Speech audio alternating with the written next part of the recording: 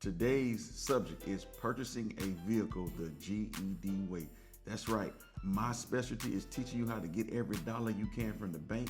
And today we're going to apply that to getting a vehicle. So hold tight, get your pen and pad, hit the record button, whatever you need.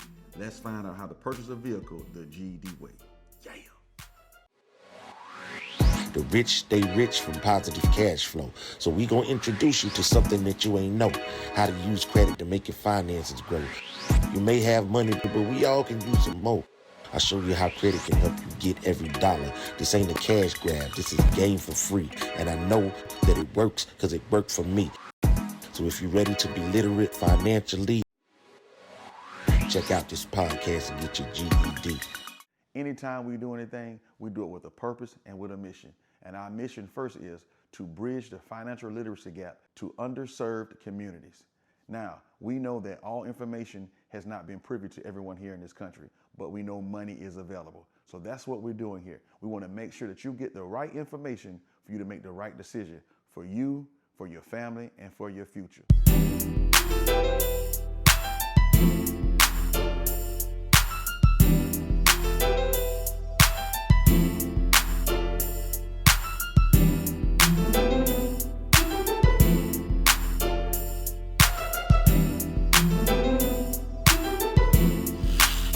Now, the importance of vehicles differ from different people, of course, right? You have people use vehicles to get to work. You have some people that use vehicles to work. So it's very important. You have some car enthusiasts who just love cars. I remember being a kid, me and my friends, we see a nice car ride by. We said, "Ooh, that's my car, that's my car." I remember seeing nice cars and wondering one day if I could have one of those cars. So the importance of cars is different amongst different people. But definitely being here in Florida, Jacksonville, Florida to be exact, we need a car when it comes to the heat, when it comes to the distance of going back and forth to work and school and getting our kids where we need to go. We need a vehicle. With this being the GED podcast, we're going to handle the purchasing of a car by using the bank's money. Now, of course, if you have cash, surely you can go directly to the car lot, dealership, whatever you want to call it, and purchase the car. But we're going to deal with using the bank's money, either through credit cards or just directly financing from the bank. That's what we're going to tackle today. When financing anything, of course, the first thing that's going to be looked at is your credit report, your credit score, and your credit report. Okay, remember, I said it over and over again, your credit report is your reputation of how you handle borrowed money. So if your reputation is bad, then they're less likely to lend you the money. If your reputation is good, they're more likely to lend you the money.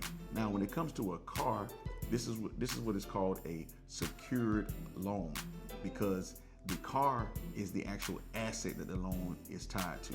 So your credit can be a little, maybe probably sometimes you get approved within the 500s, okay?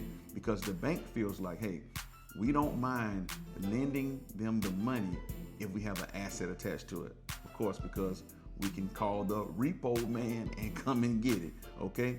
So credit is important, but even if you don't have not so good credit, you could be funded to get approved for a car.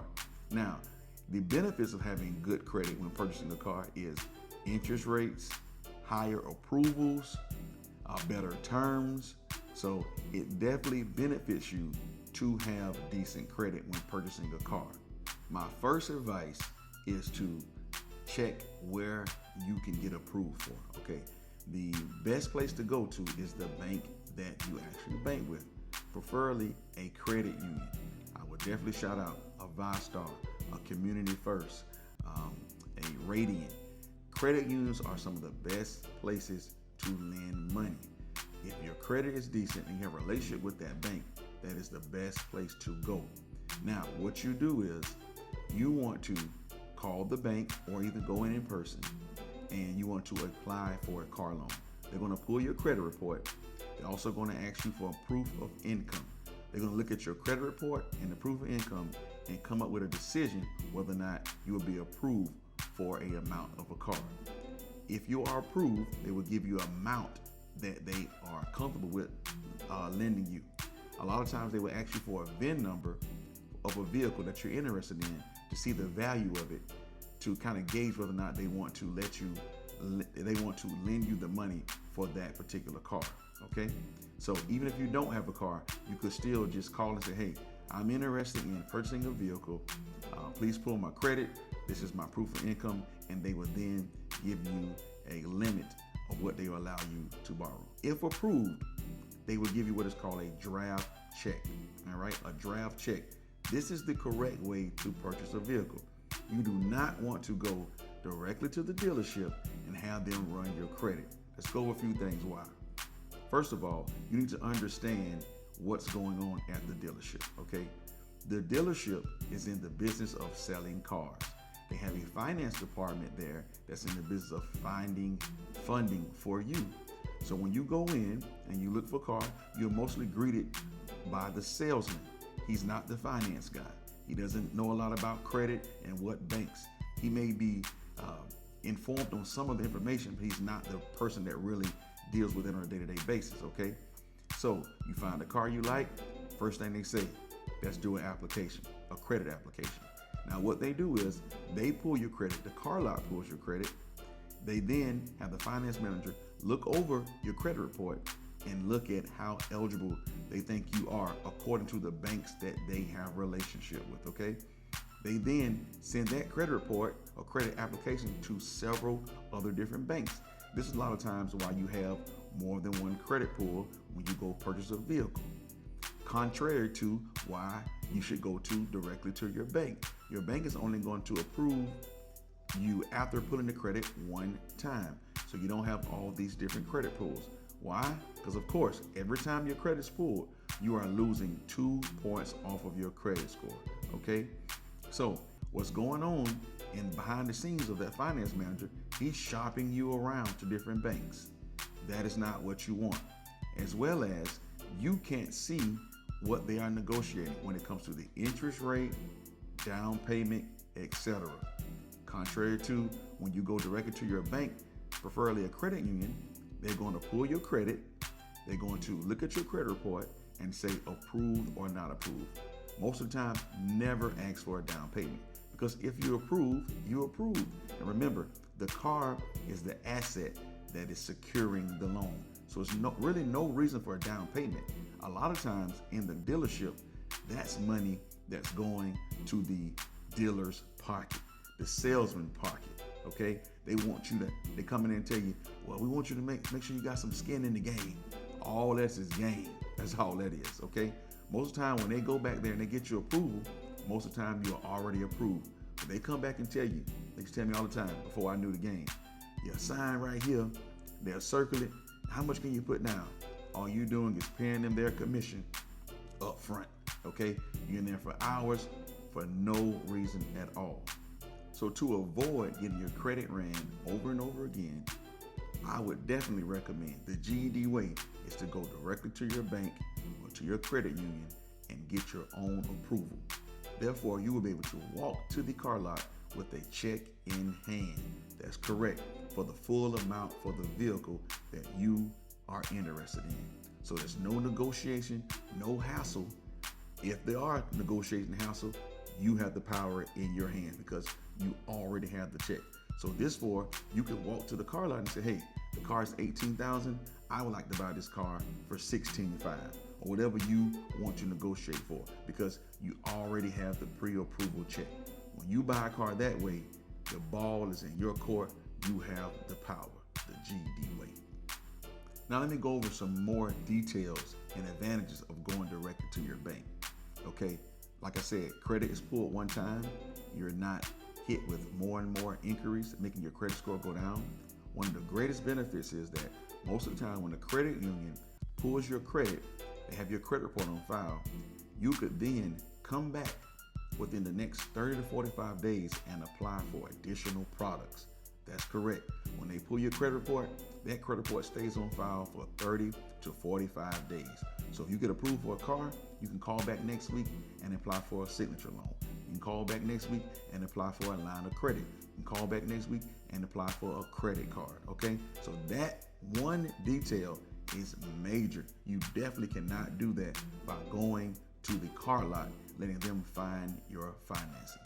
Another great thing that a credit union have, a lot of them have a 30, 60, 90 days no payment. That is a wonderful tool you could use when purchasing a vehicle. Now, let me break this down the GED way. I'm about to go deeper with you. So, say you purchase a car from a dealership here in Jacksonville. You go to ViStar and you get approved for the vehicle. Say $25,000. You go take the check directly to the bank. Boom, you get the car is yours. You took advantage of the product that ViStar has for no payment for 90 days, all right? Say ViStar gave you a 10% interest rate according to your credit score. Now, within those 90 days, you do not have a car payment. The GED way is this way. You can now also start shopping around for a better interest rate with that car, even before you make your first payment. Now, you're really doing it a GED way if you find another bank that allows you to refinance this car with the same program or another program that allows you to have 30, 60, 90 days without a payment. Let me slow that down for you. This is what I did. I purchased a vehicle from a credit union here in the city. I got approved, got my check, went to the car lot, walked away with my car, no money down. First payment was 90 days away. When I got to almost the 80th day of that 90 days, I found another bank. I applied for a car loan saying, hey, I have a car loan with this company at this interest rate. Can you beat this rate? They said, sure we can. We also have a program here that's no payment for 90 days. Wonderful, I'll take it. I refinanced the car before the first payment was even made, and then took advantage of the program for no note for 90 days. That's right, 180 days, no car note. The GED way. Damn. So when I got approved at the other bank for the program for 90 days, all they do is they just call the first bank that you approved from, and they just get the account information, get the vehicle information, and they just send a check over to that bank and pay that car off. Guess what? As well, on your credit report, that shows that you have a paid off vehicle. Even though it's within only 90 days, that vehicle is now paid off. So you just made your reputation look better on your credit report, showing that you purchased a car and paid it off in 90 days. And now you have an additional car account on your credit report, showing you have two cars on your credit report, one paid off and one you're currently paying. Because we have to remember that all the time we're doing business with the bank, it is our mission to have a good relationship, a continuous relationship, and a long relationship, because our credit report is our reputation of how we handle borrowed money. Now let's go a little deeper into purchasing the vehicle, or the terms of the vehicle that you're purchasing, okay? So we know that when you purchase a vehicle, you have terms, meaning the amount of months that you are approved to finance the vehicle. Different banks have different terms, all right? You have 65 months, 72 months. It's up to the bank what they offer you, but they give you an option for it. You do not have to just take whatever they give you. Now, we also know that the term determines the amount of the car note, the actual payment, all right? So they take the amount of car that you are purchasing, say it's $20,000, and then they select a term for you. Now, the term can be, like I said, 65 months, 48 months, 52 months, 72 months. All they do is they take that car amount that you owe with the finance charges on there, they divide it into that term months, and that gives you your monthly payment. So with me, I always go for the biggest term possible. Why? Because that makes the car note less, lower, for less responsibility for me on a monthly basis. Now, I want the car note low as I can get it. If I want to pay more on the car, that's my choice. I don't want to choose the smaller term, which would give me the bigger car note, putting more responsibility on my monthly income. I want the smallest car note and let me choose to pay more money if I want to. So the term determines the amount of the car note, of course, the amount of the car, and also the interest rate. Okay, the interest rate. Before you even get approved for the vehicle, you can call the bank, look on their website, and see what interest rates they are offering. It'll tell you. So you can have a clear mind of understanding what you're doing before you even go and apply. You don't need to just call in and get your credit pulled and just take everything they give you or the first thing they give you. It's your money. You have a relationship. You have the ability to ask questions. Can I have a longer term? What is the longer term that you have? What's the best interest rate you can have? And of course, the interest rate and term a lot of times determine about your credit score. Okay, this is why your credit report and credit score is so important. You need to keep that credit report nice. It needs to look fundable. Remember, if I can say it 100 times, your credit report is your reputation of how you handle borrowed money. The better the credit score, the more money you will save through terms and interest rates. Some people credit is not as good as others, and maybe you just can't get approved from going to your bank, and that's possible. Maybe you have to go to some of these car lots, because a lot of these car lots have banks that will deal with people with less than perfect credit. If that's where you're at, no problem. But you can still be aware of what's going on. So now you understand they're going to run your credit. They're going to run to several different banks. They're going to shop around to see who would approve you. You can still ask for the different terms. You can still ask for the interest rate that suits you. If your credit is bad and you're stuck with what you got, that's just what it is. As well as they may make you put money down. If your credit is not good enough to go to your credit union or the bank you deal with, and you have to go to the car lot, that's just what it is. But there are some options that you can use to put the money down. As well as you can use this option to purchase a car outright if you have one big enough. And guess what that is? More credit. A credit card, a personal line of credit, or a personal loan. If you have a credit card that has 5, 10, 15, 20, 25, 30, whatever that amount is, if it's enough on that card to purchase the car, you can purchase the car. The same thing if you have a signature loan. You can purchase the car. A line of credit, you can purchase the car. There's nothing saying you cannot use your personalized credit to purchase a vehicle. Yes, I've already done it. I walked directly onto the car lot, took my credit card out, and swiped for the entire car. Now, I know it probably sounds crazy, but it's one of the best things you could do, especially if you can get a card that has 0% interest. Think about that.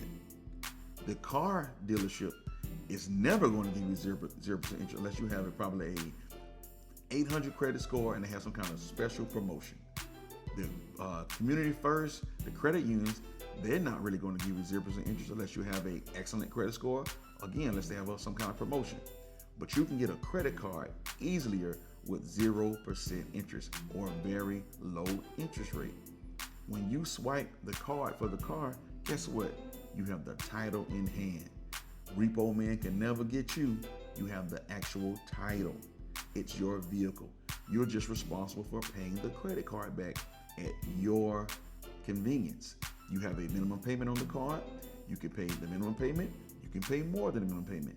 As well as the most wonderful thing I love about doing it that way is that when you pay your regular car note to the bank and you send them $500, $600, $700, you could never ask for that money back.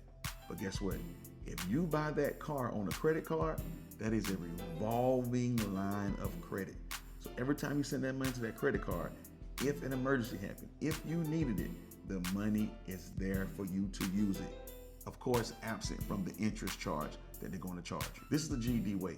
We learn the rules of the bank and we utilize them to best benefit us, okay? So that is definitely something you can do. So let's go back over that. You have the title at hand. You can reuse the money if you need to on the actual credit card, as well as if you own the car outright, you no longer have to have full coverage insurance. You can do PIP and liability, okay? The name of the company is GED, Get Every Dollar. It also stands for General Educational Development. I'm teaching you the basics of how to do this stuff so that you can be at your best at all times when it comes to credit.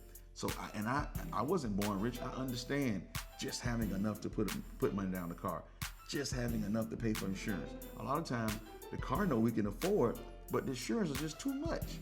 If you purchase that car on a credit card and you got the title in your hand, you can get PIP liability, which is much less than full coverage insurance.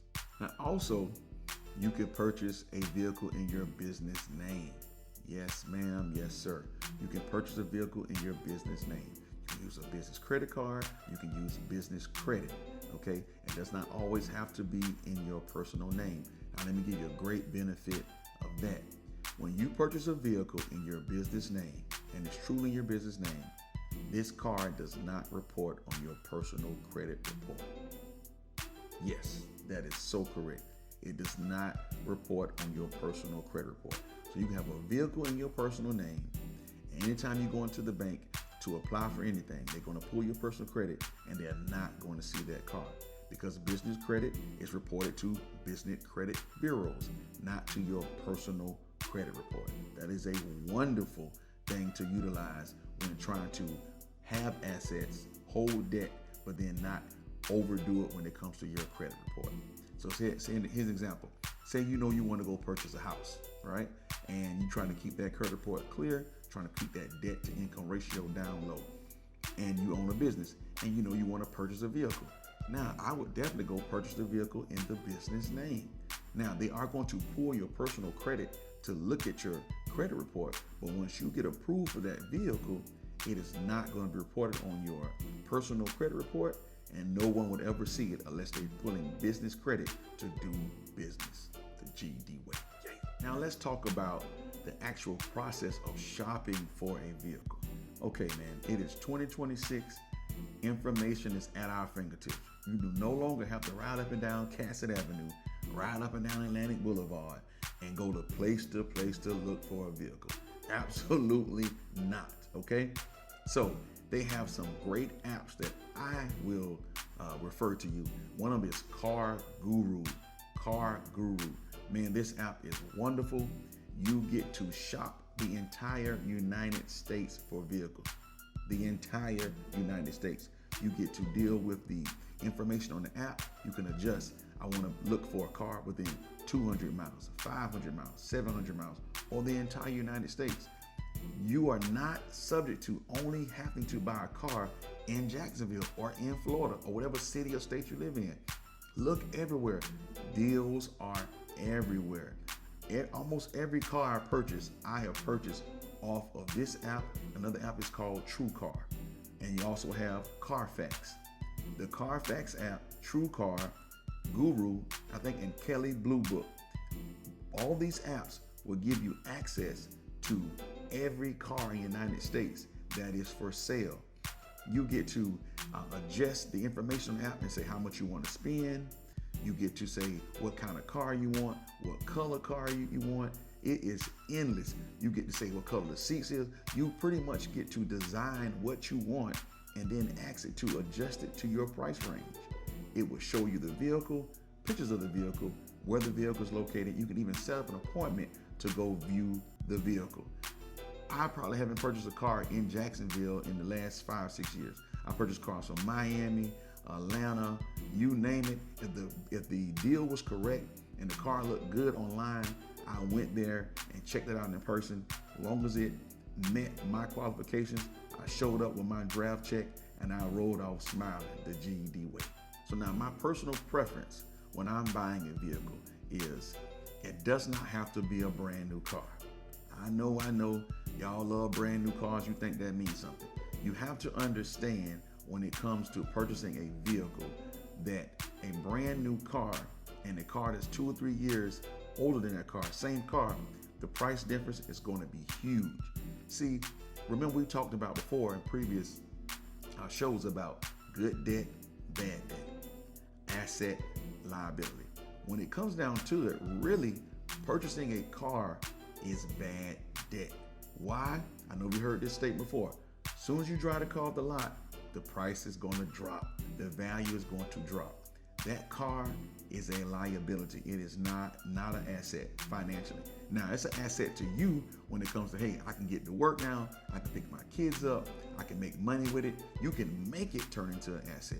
But financially, that car is a liability. The car can be wrecked. The car can be stolen. The car can break down. And more importantly, like they say, as soon as you drive off the lot, the value of that car drops dramatically, okay? So if I want to go get a beautiful Mercedes, say it's 2026, I'm going to look for about 4 to 5 years. I'm going to look for a 22, 23.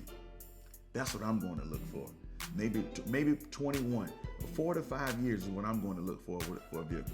By this time, it has dropped in value, and if it was a real expensive car when it was first purchased, the average person is not buying this car, okay? So that means it's very well kept.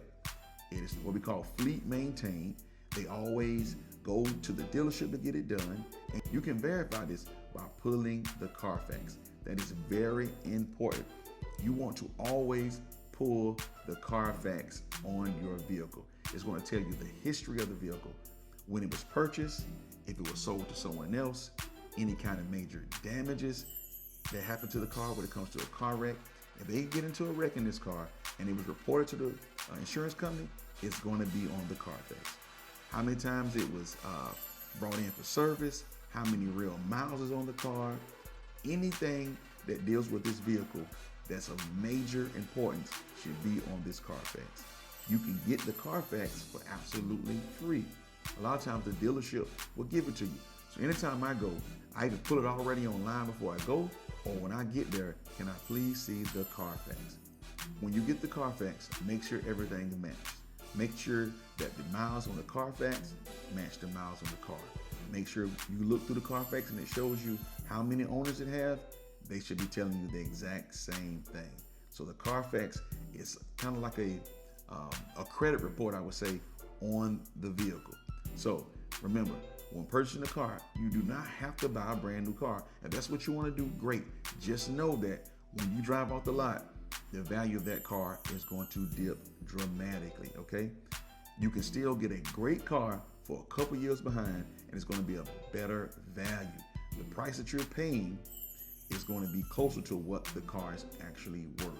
It's not marked up, okay? This is what creates upside down when you trade in a car. So let me break that down. Many people don't know what that means. You ever want to trade your car in and they say you're upside down 3,000, 4,000, 5,000. This is because the value of the car is here and what you owe is here. Okay? The gap in between those two, what you owe and what it's worth, are two different things. And one of the big things that does that is that when you purchase a brand new vehicle, you purchase a brand new vehicle, $35,000, $40,000. When you drive off the lot, it's now worth $30,000 immediately. The only way that you beat that is if you're paying a lot more payments on top of your regular note. Now, that doesn't mean that that's a great thing to do, because the car is still only going to be worth what it's worth. Because if you have full coverage insurance on this vehicle and you paying all these extra payments, they're only going to replace the car at the value that they say is worth. It doesn't matter how much money you sent, doesn't matter how much money you put into that vehicle. All they're going to do is look at the market value of that vehicle, and that's the amount they're going to replace. Okay? So being upside down is very important. This is why you should always make sure that you know what you're doing. If you're going to buy a brand new car, just understand the value of that car is going to drop dramatically as soon as you drive off the lot. Now, with that being said, how I was explaining the insurance, right? You ever heard of someone had a car, had full coverage on it, wrecked the car, totaled the car, and they still owed money after the insurance paid the car off? Because there was a gap between what they owed and what the car was worth. This is why you always get gap insurance. Gap insurance. Now, you want to purchase the gap insurance from your finance company, preferably your credit union. You can do this at the beginning when you get approved for the vehicle. Most of the time, gap insurance covers the life of the loan, and it's only $500 most of the time. It is worth it, I promise you. And they put it into financing. You don't have to pay it up front. So you want to always purchase gap insurance on your vehicle so that if anything happens, the car is wrecked or totaled, the gap insurance company will cover the difference. So if you buy a car for 25, you drive it off the lot, it's now worth 20, you wreck that car in 2 days. In 2 days, the insurance company is only going to send the money that car is worth of market value. Everything else, you are responsible for. If you got gap insurance, they will pay the rest of that car off, no problem. If you don't have gap insurance, you have no car and you still owe the money. That's how the game goes, which is why a car is a liability and not a financial asset, okay? So when you're speaking to the gap between what the car is owed and what the car is worth, this is why when you trade your car in, a lot of times the amount that is left over is so much. So you trade a car in, they say, okay, we're only going to give you $8,000 for the car. You're like, but I owe $12,000. So what? We're only going to give you the market value of the car. And truthfully, most of the time, the car lot is going to give you even less than the market value. They tell you a new one when it comes to trading a car in most of the time. All right. So what that means is you go in there and say you try to buy a car for $25,000 and you roll in there with your old Honda or whatever you got, and you owe $10,000 left on that Honda, and they tell you we're only gonna give you $7,500. Guess what? You're on the hook for the $25,000. So what they do is they add that $25,000 onto your new car. So you thought your car was $25,000, now your car is $27,000, $28,000 plus tax. This is what's happening when you go into the dealership. This is what's happening when you purchase a brand new car. This is what's happening when you're not aware of how much your car is worth compared to how much you owe. This is why cars are liabilities and not good financial assets. Now, if you're stuck in a situation where, hey, this gap between what I owe and what my car is worth is too big for me to handle out of pocket, guess what you can do? You can always put it on your credit card and still finance it, okay? They can roll it into the loan, or you can put it on the credit card. The same thing with down payments. There's nothing against the rule of putting your down payment on your credit card. I hope you're seeing that you need credit and a good credit report for some of everything when it comes to finances. So if you can understand the concept and you keep your credit right, keep your credit profile right, you can utilize it in a lot of different ways. Purchase cars, insurance on cars, you could handle the down payment on cars, you could handle the gap between what you owe and what it's worth. So keeping your credit right is very important. That's all we do here at GED. Credit, credit, and more credit. We like to get every dollar we can from the bank so we can keep our life rolling and doing what we got to do. Another way to purchase a vehicle is to lease a vehicle. Let me tackle this real quick. Now, this is my personal experience with leasing a vehicle, or my personal experience with having information on leasing a vehicle. I've never leased a vehicle because I don't like the terms, okay? Definitely could have, I just didn't like the terms. Now, the benefits of leasing a vehicle is this. That thing we just talked about earlier about being upside down, you don't have to worry about the upside down part when leasing a vehicle because it's just a lease.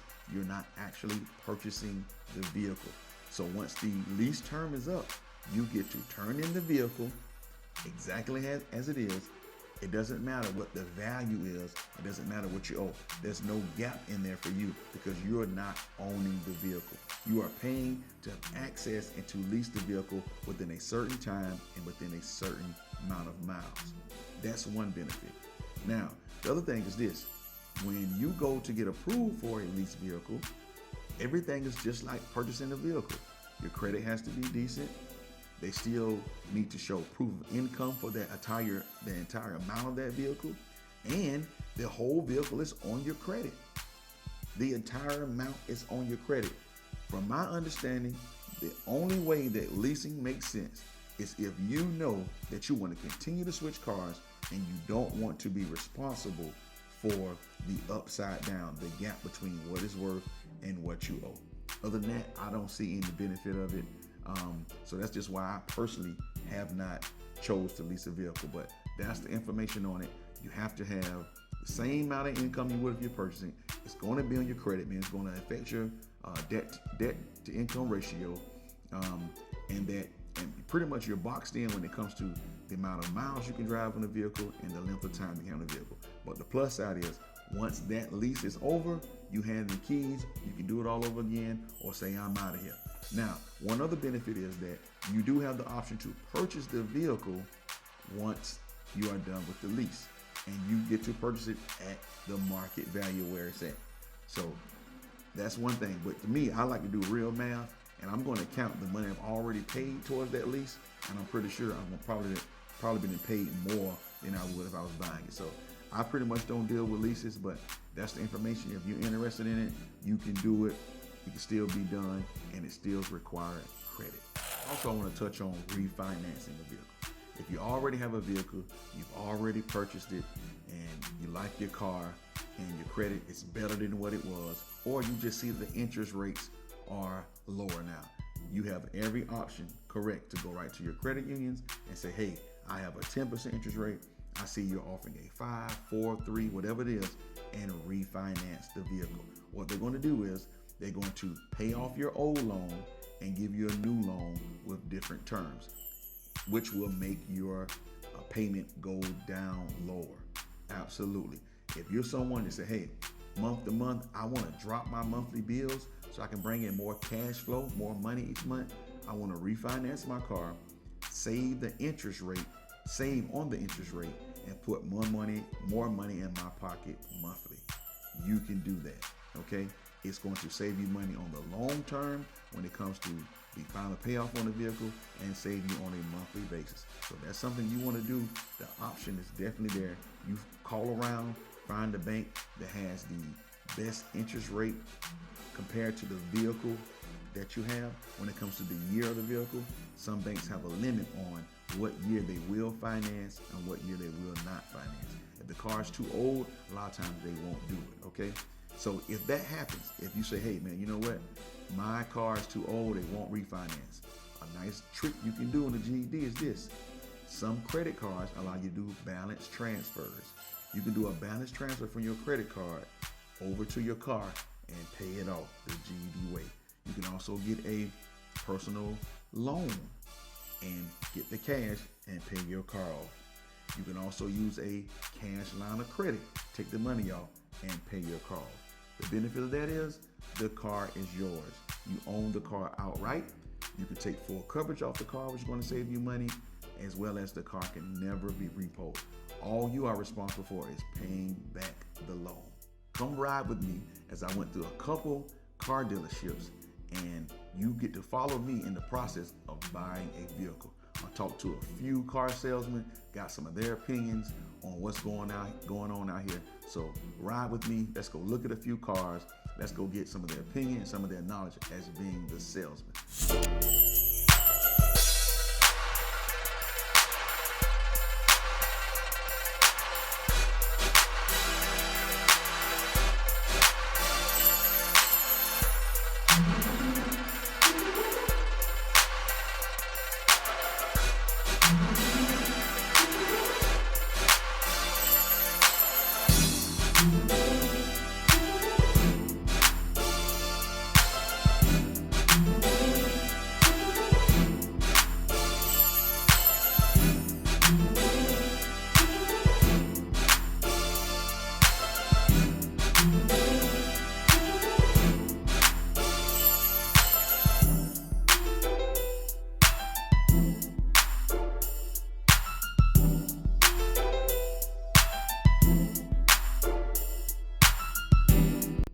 So the 26,799 is the selling price of the car. So it's how much the dealership is selling the car. Now this is the license plate fee. So if you need, normally you're gonna need a license plate. If you need a new one, it's gonna be like $400. If you have one and want to transfer, it's like half of that. It's like $250. The pre-delivery service charge is the dealership fee. So instead of Florida, every dealership has a fee. They can vary from 800 to 12, sometimes 1500. So it's the dock fee and the dealership fix the car, clean the car, and everything that the dealership do goes to $799. The private tag agency, this is $198. This is the registration and titling. So when you get a car, even if you have a loan or even if you get on your own, you still have to title and register the car. And the tax are vary on the zip code. So Duval is 7.5%. So yours is Duval County. So that's going to be like 1804 and 2986.94. This is going to be the out the door price. So out the door means that include your taxes, dealership fee, registration, license plate. So you buy the car, you get a full tank of gas, clean. You're gonna get your license plate, put it in the back, and you're just gonna drive away. You don't have to go nowhere else. All right. So, quick question. I want you to explain the taxes because you said that the tax rate depends upon the zip code. Yeah. I'm gonna break that down. So, is it tax on the whole county, or does it in different zip codes around the city gives you a different tax rate? That's what I want to know. Yeah, so the zip code for Eastboro County. So the Duval is always 7.5%. This is the selling tax. Selling tax. On the St. John's is like 7%. It's like 5% less. Normally, at the moment that we put in the zip code on your file, automatically the computer, based on the zip code, they calculate the taxes. Okay. So just to be clear, Duval County in totally has the exact same. 7.5. Yeah, Okay. Very good. 7.5. All right. There is, if you want, you can go online and you can put like you can ask. I mean, there is like plenty of places they're gonna explain to you. So it's like 6% or 7% for Florida state tax, and I think it's 5% for Duval County, or I think it's 6% for state Florida and 1.5 for Duval County. It goes 7.5%, because in the selling tax you have the tax of Florida selling tax and also the county selling tax that all together. That's why it's 7.5%. Gotcha. All right. Next question. The pre-delivery service, like things like this that the dealership is charging. Yes. This one. Can this be negotiated? Does a customer have to pay this? Can this amount be negotiated at all? So Now, as we see, this is real-time action happening, right? So I'm asking him a few questions to get some clarification. But we cannot forget, he's still a salesman and he's still at work. Now, when it comes to this pre-delivery service charge, he's kind of talking around my question about can it be negotiated? What he's saying is that everybody charges that, or everybody charges a fee for the pre-delivery service fee. That doesn't mean that it can't be negotiated. So this is one of the things on the payout slip that you definitely can negotiate. You don't have to pay for this service. This is something they try to add on additional to the vehicle to make a couple of extra dollars. All right. in state of Florida, you can online it. You can check it online. Also, the state of Florida, every dealership have a dealership fee. It's a dealership fee. It's not regulated by the state, but it's a fee that states know that all the dealership have it. Could be doc stamps or the paperwork that the dealership prepare for you. Can be the recondition of the car that the dealership do for you. Can be the repairs that the dealership do on the car, the detail the dealership do on the car. All this they include. They call it the pre-delivery service charge, because there is whatever the dealership do in making the car delivered to you in the right condition and the right terms. Okay. So I don't know if you got it. So is it negotiable at all? I mean, some dealership negotiate that one, but believe me, I bought 5 cars in, and every time that I bought the car, I paid the $7.99. Okay, understood.